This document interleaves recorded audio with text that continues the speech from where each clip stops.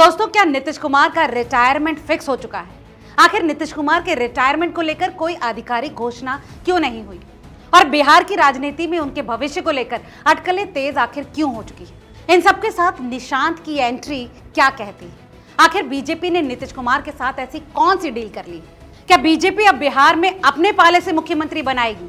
और बनाएगी तो इन सबके बीच चिराग पासवान की भूमिका क्या है? नमस्कार, आप देख रहे हैं रिपोर्टर जी और मेरा नाम है लता। दोस्तों, नीतीश कुमार जो 20 साल से बिहार की सत्ता के केंद्र में हैं, अब 74 साल के हो चुके हैं और उनकी सेहत को लेकर भी समय समय पर चर्चा होती रहती है। हाल में उनकी प्रगति यात्रा के दौरान भी कुछ कार्यक्रम रद्द हुए और बीजेपी मंत्रियों से दूरी जैसे संकेतों ने इन अटकलों को और हवा दी।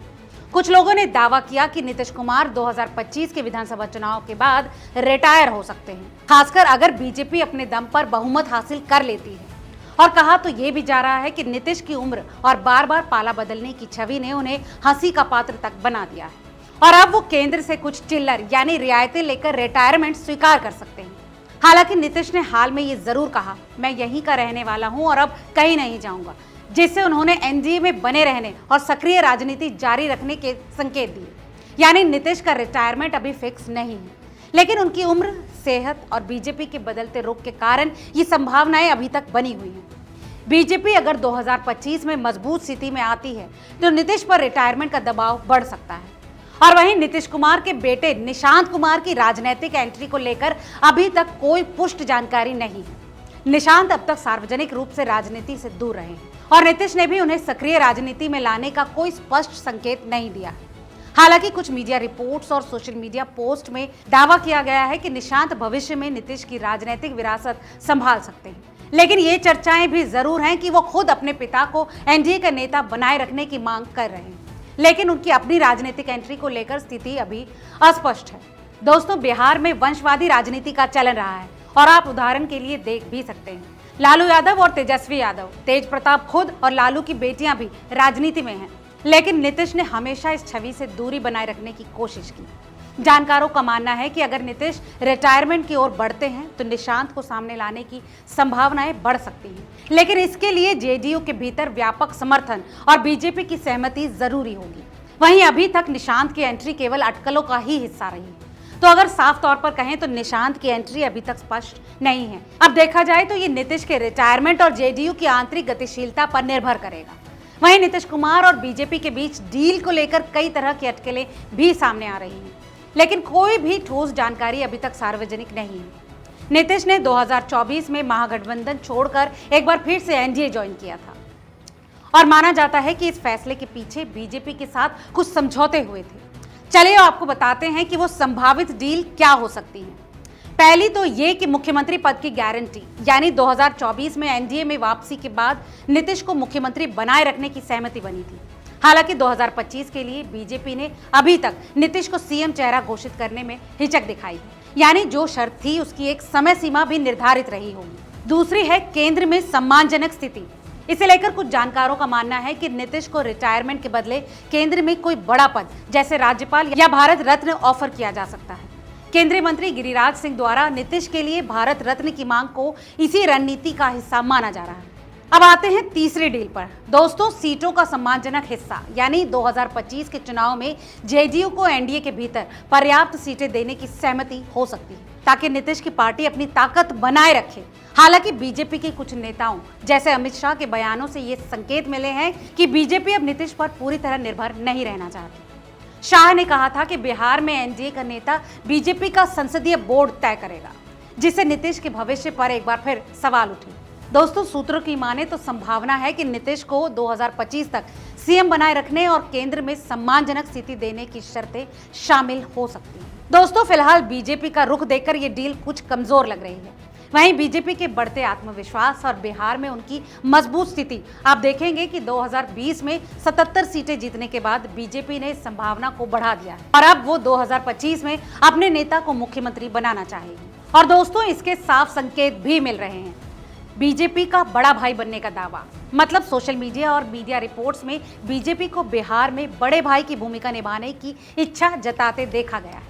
वहीं नीतीश कुमार पर भी कम निर्भरता दिखाई दे रही है। याद दिला दें कि 2020 में जब चिराग पासवान की बगावत हुई तो जेडीयू को नुकसान हुआ था और बीजेपी ने नीतीश को सीएम बनाया, लेकिन अब बीजेपी चिराग को साथ लेकर चल रही है और अपनी ताकत बढ़ाकर स्वतंत्र रुख भी अपना सकती है। दोस्तों, अमित शाह का ताजा बयान भी बहुत कुछ कह रहा है। शाह के बयान कि एनडीए का नेता संसदीय बोर्ड तय करेगा। शाह ने संकेत दे दिया है कि बीजेपी इस बार नीतीश को सीएम चेहरा बनाने के लिए बाध्य नहीं है।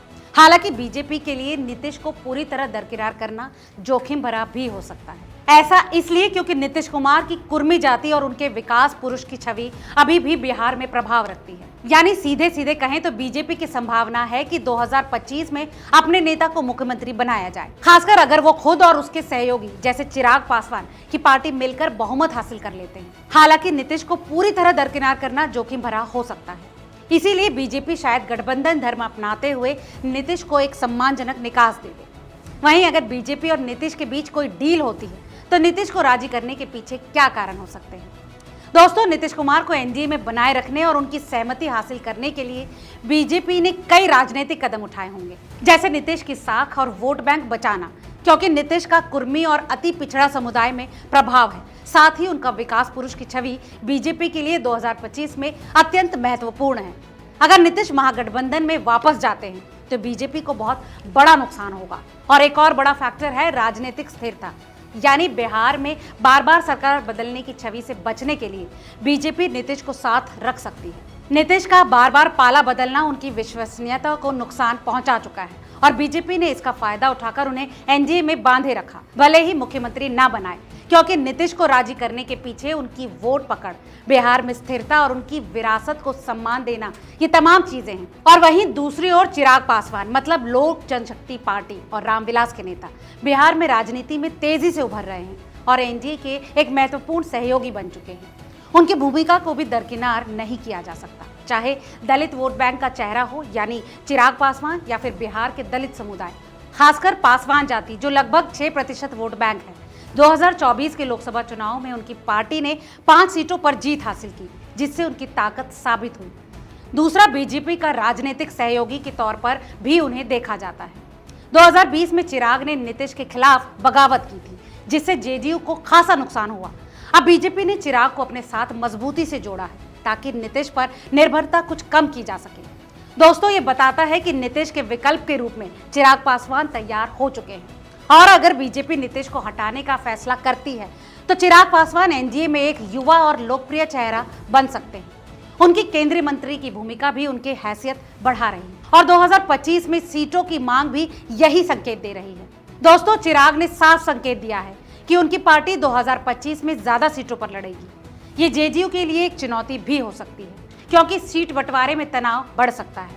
कुछ समय में चिराग को बीजेपी का भरोसेमंद सिपाही कहा जाता है, जो जेडीयू के लिए एक चुनौती भी हो सकता है, क्योंकि सीट बंटवारे में तनाव बढ़ सकता है। और कुछ समय से चिराग को बीजेपी का भरोसेमंद सिपाही कहा जा रहा है, जो नीतीश के प्रभाव को कम करने में मदद कर रहे हैं। यानी चिराग पासवान बीजेपी के लिए दलित वोटों को जोड़ने और नीतीश पर दबाव बनाने का एक तुरुप का इक्का हो सकता है। उनकी भूमिका 2025 में और मजबूत हो सकती है। वहीं नीतीश और बीजेपी के बीच तनाव के संकेत भी बढ़ते जा रहे हैं। नीतीश कुमार और बीजेपी के बीच संबंधों में समय समय पर तनाव के संकेत दिखाई देते हैं। नीतीश ने हाल ही में प्रगति यात्रा के दौरान बीजेपी मंत्रियों से दूरी बनाए रखी। कुछ कार्यक्रमों में बीजेपी नेताओं की अनुपस्थिति ने तनाव को और बढ़ाया।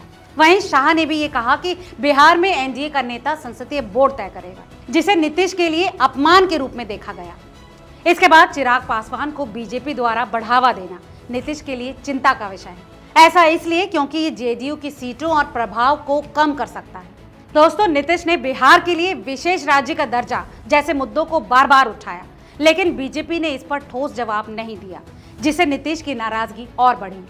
ये संकेत बताते हैं कि नीतीश और बीजेपी के बीच विश्वास की बेहद कमी है और दोनों पक्ष 2025 के लिए अपनी अपनी रणनीति बना रहे हैं।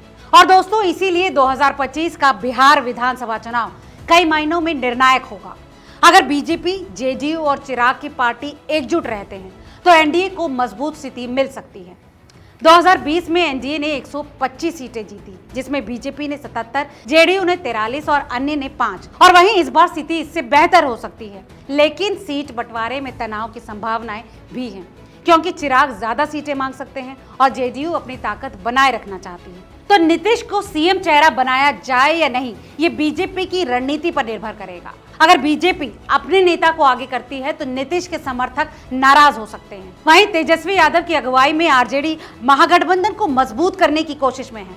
2020 में आरजेडी सबसे बड़ी पार्टी थी, 75 सीटें हासिल की और तेजस्वी युवा वोटरों को आकर्षित कर रहे हैं। अगर नीतीश एनडीए छोड़कर महागठबंधन में जाते हैं, हालांकि इसकी संभावनाएं कम है, तो समीकरण कुछ बदल सकते हैं। वहीं कांग्रेस और वाम दलों का प्रदर्शन भी महागठबंधन की ताकत को प्रभावित करेगा। लेकिन इन सब के बाद भी बिहार में जाति अभी भी वोट का बड़ा आधार है। दोस्तों, बीजेपी का ऊपरी जाति और गैर यादव ओबीसी वोट, नीतीश का कुर्मी और अति पिछड़ा वोट और चिराग का पासवान वोट निर्णायक होगा। अगर नीतीश रिटायरमेंट की ओर बढ़ते हैं या उनकी सेहत बिगड़ती है तो जेडीयू का प्रदर्शन प्रभावित हो सकता है। तो कुल मिलाकर अगर देखें तो अगर गठबंधन एकजुट रहता है और सीट बंटवारा सुचारू होता है तो एनडीए एक बार फिर से सत्ता में आ सकती है। बीजेपी अपने मुख्यमंत्री को आगे कर सकती है और वहीं अगर एनडीए में फूट पड़ती है या नीतीश पाला बदलते हैं तो महागठबंधन को फायदा हो सकता है। तो दोस्तों, 2025 का चुनाव बीजेपी की बढ़ती महत्वाकांक्षा, नीतीश की साख, चिराग की उभरती भूमिका और तेजस्वी यादव की आक्रामक रणनीति का परिणाम होगा। एनडीए अभी मजबूत स्थिति में दिखता है, लेकिन नीतीश और बीजेपी के बीच तनाव और सीट बंटवारे की चुनौती समीकरण बदल सकती है। तो दोस्तों, नीतीश का रिटायरमेंट अभी तय नहीं है, लेकिन उनकी उम्र और बीजेपी का रुख इसे संभावित बनाता है। वहीं निशांत की एंट्री फिलहाल अटकलों तक सीमित है और बीजेपी और नीतीश के बीच डील में सीएम पद, सीटें और केंद्र में सम्मानजनक सीट शामिल हो सकती है। और वहीं बीजेपी अपने मुख्यमंत्री को लाने की कोशिश भी कर सकती है, लेकिन नीतीश को दरकिनार करना फिलहाल जोखिम भरा होगा। चिराग पासवान बीजेपी के लिए रणनीतिक सहयोगी हैं, जो नीतीश के प्रभाव को कम कर सकते हैं, लेकिन नीतीश और बीजेपी के बीच तनाव के संकेत साफ हैं। और दोस्तों, 2025 का चुनाव इन सभी तनावों का नतीजा तय करेगा। फिलहाल बिहार विधानसभा चुनाव में एनडीए को बढ़त, लेकिन महागठबंधन और जातिगत समीकरण इसे दिलचस्प बनाएंगे। दोस्तों, अगर आप इनमें से किसी भी सवाल पर और गहराई से जानकारी चाहते हैं या फिर कोई अन्य सवाल है तो जरूर बताएं। हम आपके सवालों का जवाब देने की पूरी कोशिश करेंगे। फिलहाल के लिए इस रिपोर्ट में केवल इतना ही। ऐसे तमाम और अपडेट्स के लिए देखते रहिए रिपोर्टर जी। बहुत बहुत शुक्रिया।